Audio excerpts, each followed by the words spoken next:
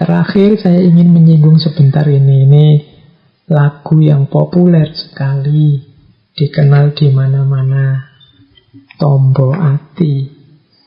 Ini memang kalau untuk Indonesia, untuk Jawa itu Sunan Bonang dipandang yang membawa syair ini yang sekarang jadi lagu.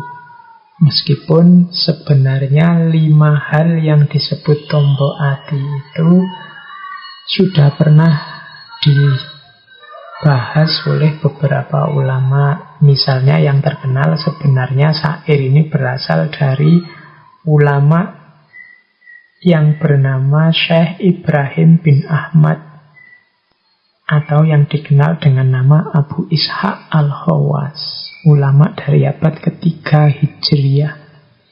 Kemudian syair ini juga tentang 5 hal ini juga disinggung juga kalau teman-teman pernah membaca kitab Al-Adhkar. Jadi isinya memang indah. Obatnya hati dari kegalauan, dari masalah, dari kesumpekan hidup itu ada 5. Yang nomor 1, moco Quran lan maknane. Itu dalam naskah aslinya yang bahasa Arab bunyinya qiraatul Quran bitadabbur.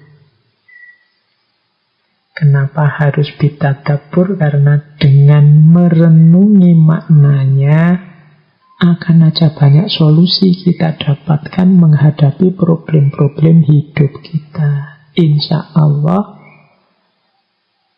solusi-solusi itu akan bermanfaat. Makanya kalau hati sedang sumpek, sedang ruwet, ayo baca Al-Quran. Tapi plus maknanya juga. Kalau hanya membaca tanpa paham maknanya, yang manfaat ketentraman batinnya ada. Tapi lebih maksimal kalau ditadabbur. Nah, ada maknanya yang kemungkinan besar juga akan bermanfaat jadi solusi terhadap problem kita. Yang kedua, sholat wengi lakonono. Sholat malam lah, qiyamul lail. Qiyamul lail itu sebenarnya menjelaskannya mudah. Di situ ada ketenangan, di situ ada kedekatan dengan Allah.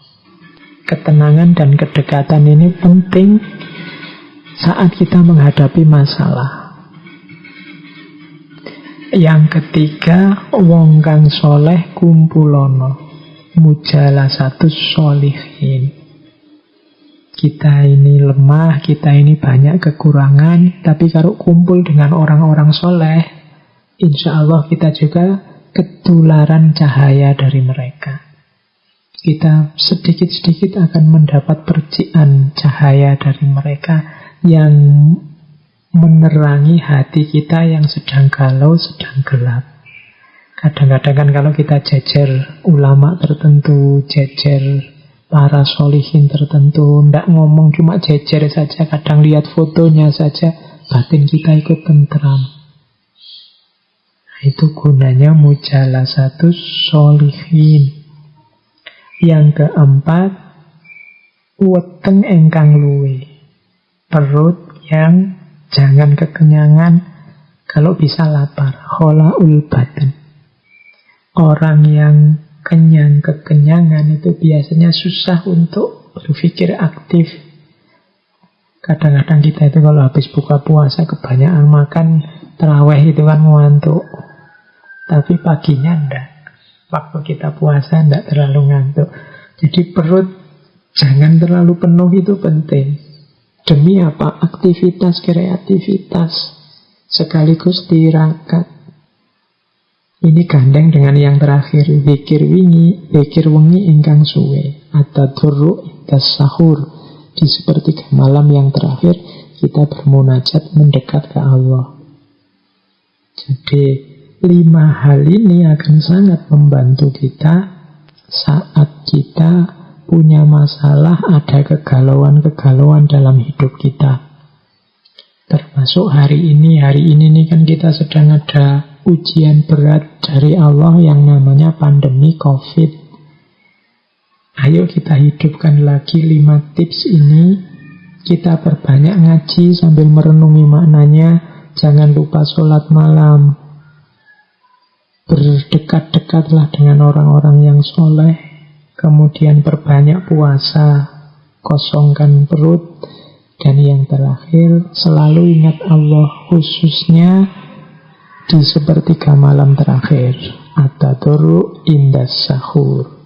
Nah, ini salah satu tinggalan dari Kanjeng Sunan Bonang yang ternyata juga masih banyak manfaatnya untuk kita hari ini. Maka monggo teman-teman yang masih punya gairah besar untuk mengkaji dan belajar, jangan jemu-jemu, jangan bosan-bosan menggali khazanah-khazanah lama.